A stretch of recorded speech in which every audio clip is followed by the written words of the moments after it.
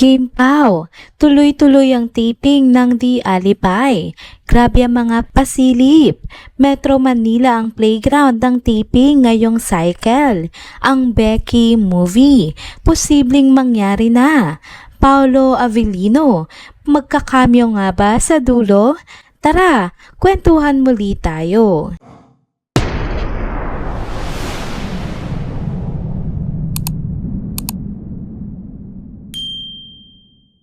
Hello mga ka-trenders! Welcome back muli sa ating channel. Kung bago pa lamang kayo dito, huwag nang kalimutang mag-like, mag-subscribe, at hit na rin ang bell notification para lagi kayong updated sa mga balitang trending at napapanahon. Uy mga ka-trenders, eto na naman tayo. May bago na namang update patungkol sa tambalang Kim Chiu at Paolo Avellino. Tuloy-tuloy pa rin nga ang taping ng bagong serye nila na The Alibay. At sa totoo lang, ang daming ganap sa set kaya ang dami ring excited na fans. Kung titingnan natin, mukhang dito lang nga sa NCR ginagawa lahat ng shoot. Wala kasing balitang nagpunta pa sila Kim at Paolo sa Cebu kaya dito muna sila nakatutok. Ang daming lokasyon na gamit. Parang halos bawat kanto may eksena silang kinukunan. Sa mga pasilip, ang dami mo ring makikita. May mga malalaking trucks at equipment na nakaparada. May mga eksena sa isa pang bar at meron ding kuha mismo sa gitna ng kalsada na sobrang laki ng camera setup. Ang astig kasi parang pang pelikula ang dating. Bukod pa doon, may mga kuha rin sa loob ng bahay tapos may office scenes din sa isang mataas na building. At syempre, hindi mawawala yung mga late night shoots. Alam mo yung tipong antok na antok ka na pero tuloy pa rin ang trabaho? Ganon ang peg ng crew. Todo effort para sa eksena. May nakita rin na production notes kung saan nakalista yung mga pangalan ng characters na sina Vincent, George, Matthew, Stella, Claudia at Norman. Mukhang may kanya-kanyang matitinding eksena yung mga yan. Ang daming pwedeng mangyaring twists at sigurado may mga pasabog na aabangan dito. Sa reaksyon naman ng mga fans online, iisa lang halos ang sinasabi. Sobrang excited sila. Ang daming natutuwa sa tambalan ni Kim at Paolo.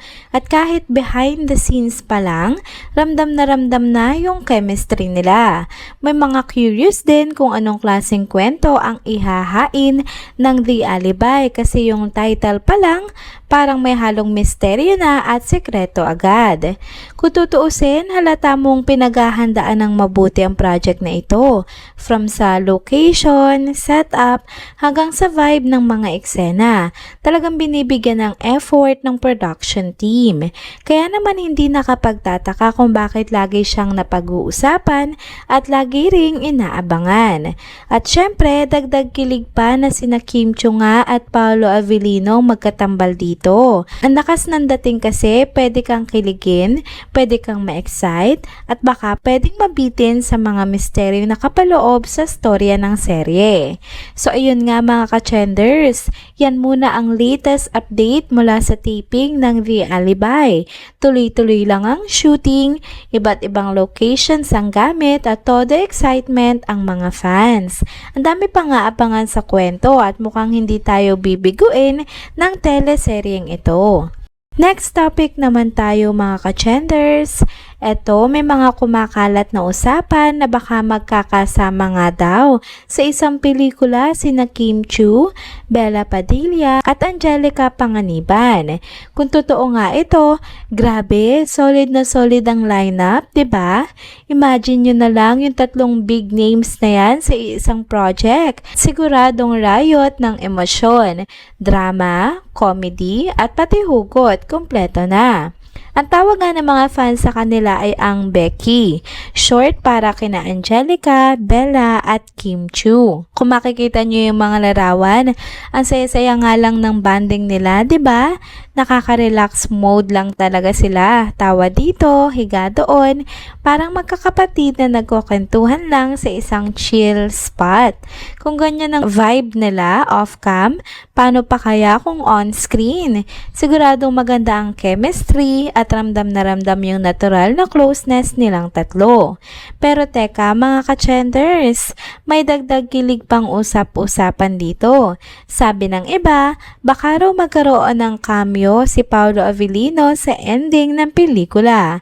At kung sakali mang mangyari yon, imaginein mo na lang si Paolo bilang papasok sa slow motion scene.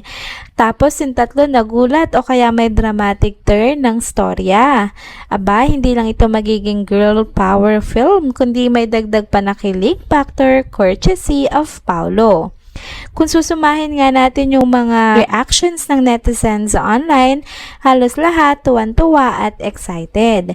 Maraming kinilig sa idea na pagsamahin ang tatlong actresses na matagal na ngang gustong makita ulit sa isang project.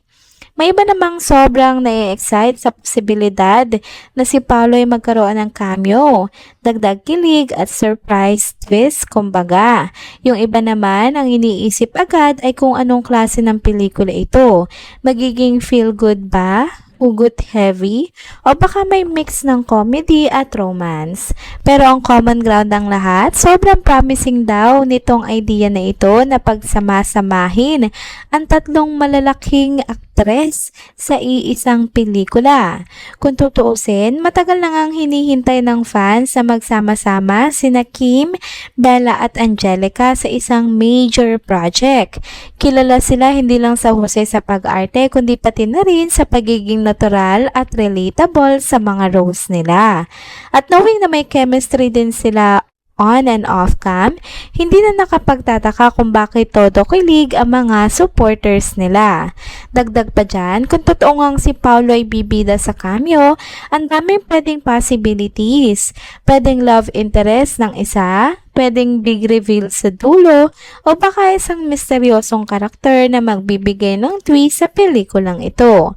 Kung ano man yon, siguradong mag-iiwan na marka yon sa eksena. At syempre, hindi nawawalang excitement ng mga King Pao fans patungkol dito. Kasi kahit cameo lang, ramdam na ramdam pa rin ang chemistry ni Kim at Paolo. Parang bonus gift, kumbaga, para sa mga sumusuporta sa tambalan nila.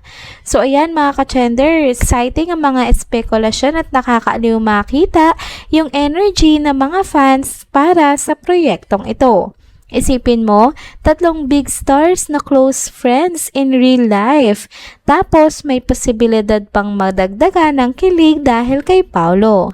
Kung mangyari man ito, sigurado magiging isa ito sa mga pinaka-pag-uusapan na pelikula ngayong taon. Kaya abang-abang na lang tayo kung matutuloy nga ang movie offer na ito.